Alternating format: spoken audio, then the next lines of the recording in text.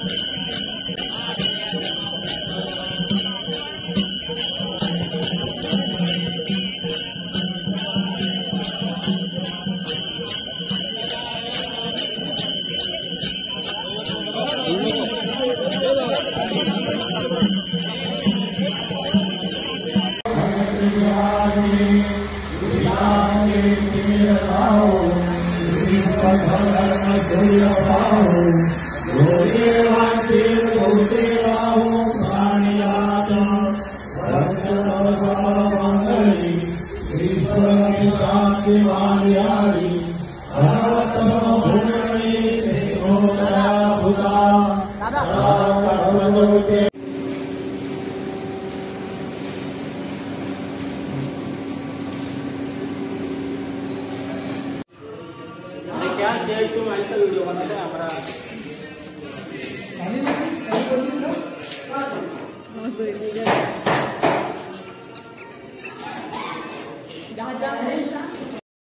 मित्रांनो, ही महामंडलेश्वर कोंडीराम बुवा यांची समाधी आहे आणि या समाधीचं निर्माण श्री क्षेत्र पंढरपूर येथे झालेलं असून या समाधीचं वजन 300 किलो आहे व तसंच ही समाधी दगडापासून निर्माण केलेली आहे। मित्रांनो, तुम्ही माझ्या समोर बघताय हा बपश्री प्रमोद महाराज जगताप बारामतीकर व तसेच हबपश्री महेश महाराज सालुंके पाटणोली व तसंच हबपश्री धनंजय महाराज यांच्याकडून जाणून घेऊया आजच्या दिवसाचं महत्त्व व महंत काशिकानंद सरस्वती कोंडीराम महाराज भोईर यांचं व्यक्तिमत्व। जगाच्या कल्याणा संतांच्या विभूती देह कष्टविधी परोपकारी असं सत्य तुकाराम महाराजांनी म्हटलं। या न्यायानुसार ज्यांनी आपलं संपूर्ण आयुष्य समाजसेवेमध्ये आणि आध्यात्मिक कार्यात घालवलं असे पूर्वाश्रमीचे हरिभक्तीपरायण कोंडीराम महाराज, ज्यांनी आपल्या विद्वत्तेच्या बळावर उत्तर भारतातील महामंडलेश्वर ही पदवी ग्रहण केली आणि उत्तर आयुष्यामध्ये ते महामंडलेश्वर काशिकानंद सरस्वती या नावानं ओळखले गेले। तळागाळापर्यंत त्यांनी परमार्थाचं हे बाळकडून पोचवलं आणि आयुष्यभर अनुकूल प्रतिकूल कालखंड आला तरीसुद्धा वारकरी संप्रदायाच्या सेवेच्या माध्यमातून त्यांनी घराघरात ज्ञानाचा दिवा लावला। असे काशिकानंद सरस्वती हे एक लोकप्रिय व्यक्तिमत्व होते आणि त्यांच्या पश्चात त्यांची या ठिकाणी समाधी झाली आणि त्यांच्या या पुण्यतिथीच्या निमित्तानं आज या ठिकाणी भव्य दिव्य महोत्सव संपन्न झाला। हजारो लोकांना अन्नदान करण्यात आलं। माझ्याबरोबर तरुण आणि अत्यंत व्यासंगी तत्त्वचिंतक असे महेश महाराज साळुंके आहेत, जे तरुणांचं खूप मोठं प्रेरणास्थान आहे आणि त्याचबरोबर माझे मित्र धनंजय महाराज पण या ठिकाणी अंजुरकर उपस्थित आहेत। आम्ही सर्व मंडळी ही काशिकानंद सरस्वती महाराजांच्या अनुबंधात असल्यामुळे आज आम्ही सगळेजण या पुण्यतिथीला उपस्थित आहोत आणि या पुण्यतिथीतून एवढा संदेश देऊ इच्छितो की महापुरुष जेव्हा जिवंत असतात, मी आत्ताच कीर्तनामध्ये घोषणा केली की महापुरुष जेव्हा जिवंत असतात तेव्हा त्यांच्या दर्शनानं मुक्ती मिळते आणि महापुरुष निजधामाला गेले की त्यांच्या चिंतनानं मुक्ती मिळते आणि म्हणून त्यांच्या दर्शनासाठी आज सकाळपासून हजारो भाविकांची गर्दी आहे। त्यांची लोकप्रियता हे त्यांच्या कामाचं द्योतक आहे। अशा महापुरुषाला कोटी कोटी प्रणाम आणि त्यांच्या स्मृतीला विनम्र धन्यवाद। धन्यवाद। तर मित्रांनो, मानकोली गावातील हे जे भोईर परिवार आहे याच्याशी माझे थोडे जवळीक संबंध आहेत, त्यामुळे मला जेवढी माहिती या परिवाराबद्दल आहे ती माहिती मी तुमच्याबरोबर इथे या ब्लॉगिंगमध्ये शेअर करणार आहे। कोंडीराम महाराज यांचं स्वप्न होतं की त्यांना समाधी देण्यात यावी व त्यांचं हे स्वप्न त्यांचे सुपुत्र प्रमोद कोंडीराम भोईर व त्यांची सुषमा नयना प्रमोद भोईर, त्याचबरोबर त्यांचा नातू वेदांत प्रमोद भोईर यांनी खूप परिश्रम घेऊन हे स्वप्न सत्यात उतरवलं आणि हे भव्य समाधी मंदिर उभं राहिलं। त्यांना नक्कीच आशीर्वाद रूपाने याचे फळ भेटलेच आहे, याच्यात काहीच शंका नाही। मित्रांनो, आगरी समाजामध्ये मांसाहार हा खूप प्रमाणात आहे हे तर तुम्हाला माहितीच आहे। तरीही अशा समाजातून संन्यास आश्रम घेऊन समाधी घेणारे आगरी समाजातील हे पहिलंच व्यक्तिमत्व।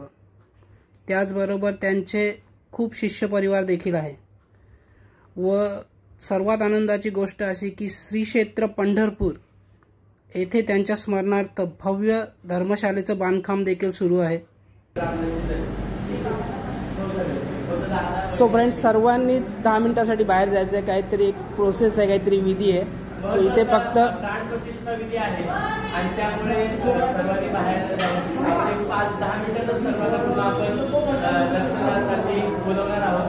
त्यामुळे आपण 5 मिनिटं ब्रेक घेऊया. देवाय तस्मै नमः, देवाय तस्मै नमो नमः.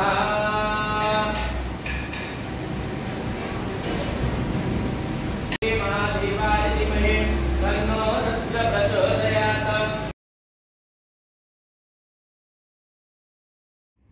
मित्रांनो, महामंडलेश्वर श्री कोंडीराम महाराज यांचे सुपुत्र प्रमोद कोंडीराम भोईर यांच्या मनामध्ये एक खंत होते की आपल्या वडिलांनंतर आपल्या घरामध्ये असं कोणीच नाही, आपल्या परिवारामध्ये जो हा वारसा चालवेल. पण त्यांनी ही खंत कधीही आपल्या परिवारासोबत व्यक्त केली नाही. पण देवाकृपेने प्रमोद भोईर यांचे सुपुत्र वेदांत प्रमोद भोईर हे अचानकच या क्षेत्रामध्ये रुची दाखवू लागले आणि त्यांनी स्वतःहून ही इच्छा व्यक्त केली की त्यांना या क्षेत्रातलं शिक्षण घ्यायचं आहे. आणि आज हवपश्री महेश सालुंके महाराज पाटणोली येथे, नवी मुंबई पाटणोली येथे यांचं खरंच खूप छान असा आश्रम आहे. आणि या आश्रमामध्ये आज वेदांत प्रमोद भोईर हा या क्षेत्रातलं शिक्षण घेत आहे. मित्रांनो, भोईर परिवाराला वारकरी संप्रदायाबद्दल खूप जिव्हाळा आहे आणि त्याचं सर्वात मोठं कारण म्हणजे महामंडलेश्वर श्री कोंडीराम महाराज. म्हणूनच यांच्या परिवारातील प्रत्येक सदस्य भजन कीर्तन या भक्तिमयी कार्यक्रमाचा आस्वाद घेण्यासाठी जागोजागी आपली हजेरी दाखवत असतात.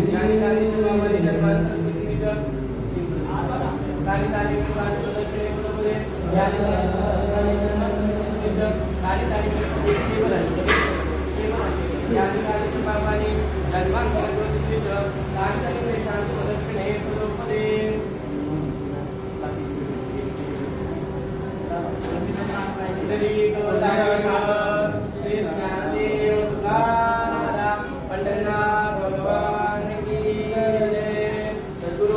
राम बाबा महाराज की जय.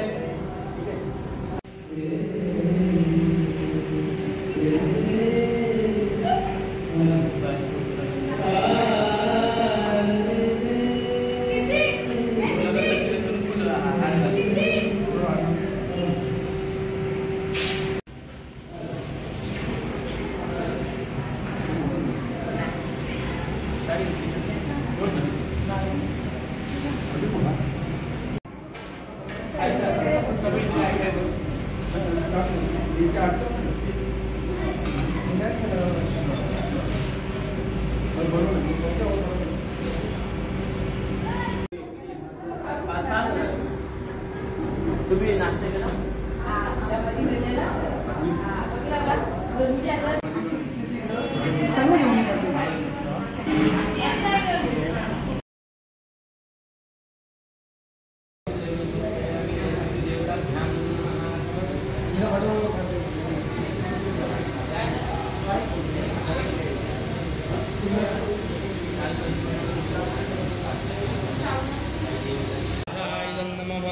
ओम ब्रह्मणे नमः स्वाहा.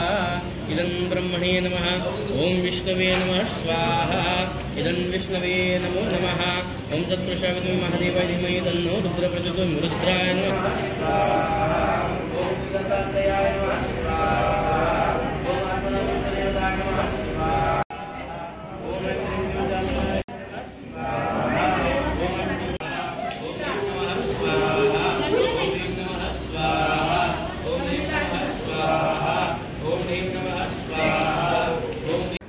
रडू नका. रडल्यानंतर कष्ट होतं साधूला. आता फक्त त्यांना विनंती करायची, सगळं आमच्या पाठीशी उभे राहा, तुमच्या आशीर्वादाने पुण्याईनी सगळी कामं उद्या, असं प्रार्थना करायची फक्त.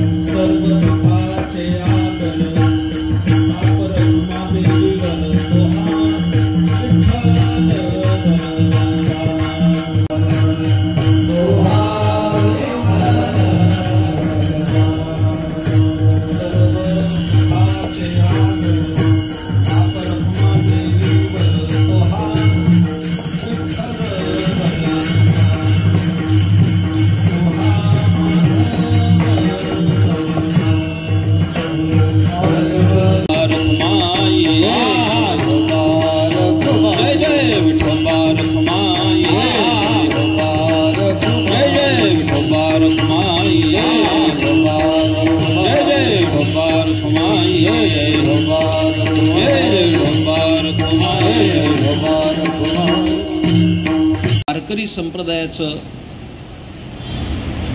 शुचिष्मंत व्यक्तिमत्व असे परमश्रद्धेय वैकुंठवासी पूर्वाश्रमीचे कोंडीराम महाराज आणि उत्तर आयुष्यातील महामंडलेश्वर केशवानंद सरस्वती महाराज यांना अनंतामध्ये विलीन होऊन 2 वर्ष पूर्ण होत आहेत आणि म्हणून त्यांच्या परिवारानं, त्यांच्या शिष्यगणांनी, त्यांच्या चाहत्यांनी त्यांचा हा पुण्यस्मरण सोहळा आयोजित केलेला आहे.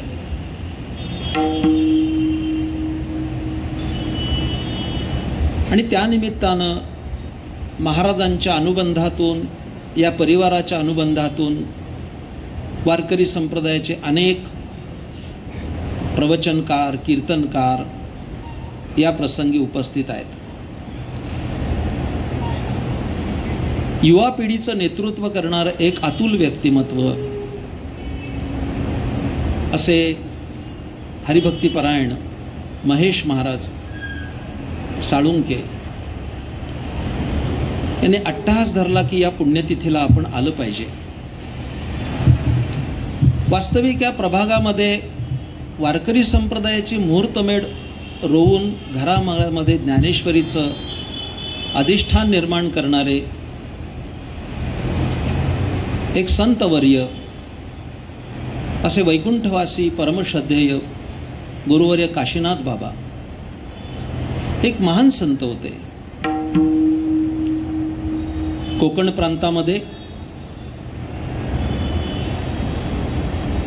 प्रचंड मांसाहाराचा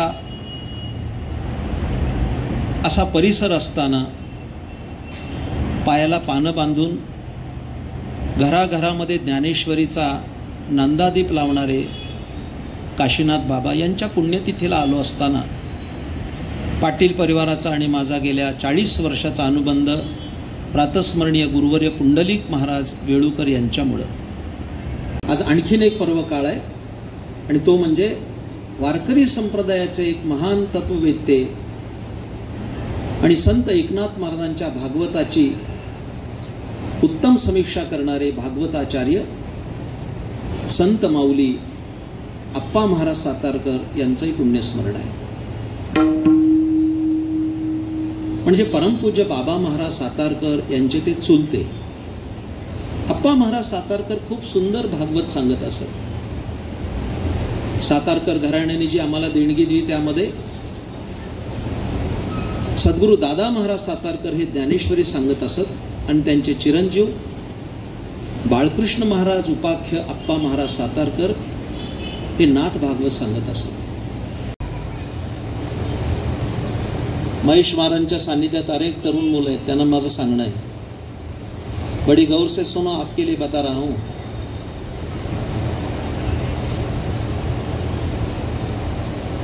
इकडे लक्ष द्या.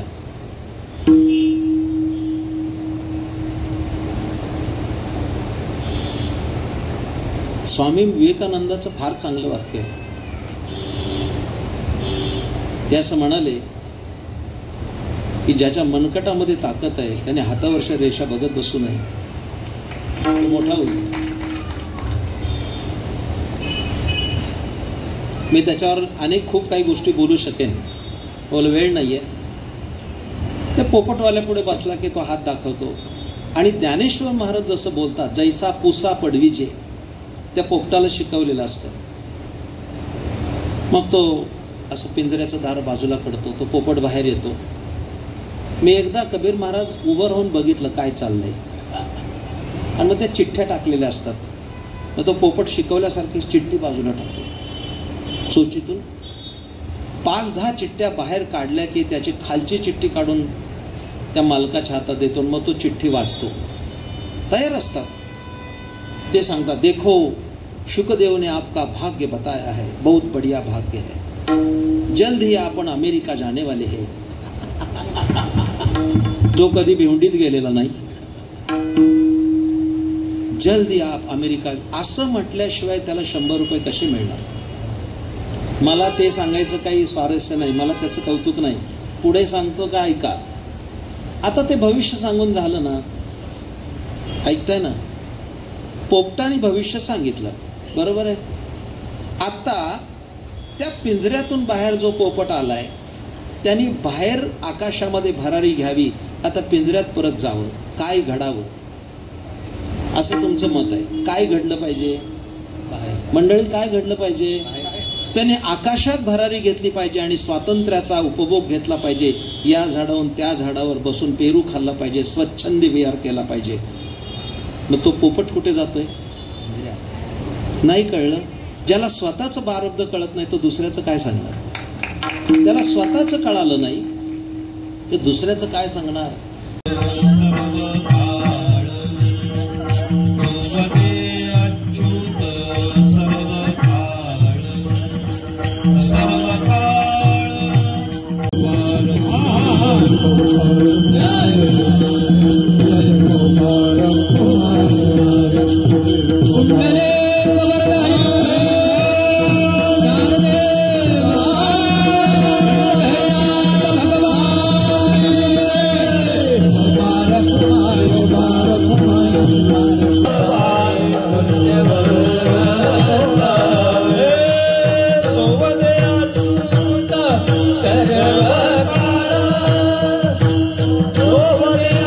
त्यावेळी त्यांच्या दर्शनानं मुक्ती मिळते आणि ते महापुरुष निजधामाला गेले की त्यांच्या चिंतनानं मुक्ती मिळते.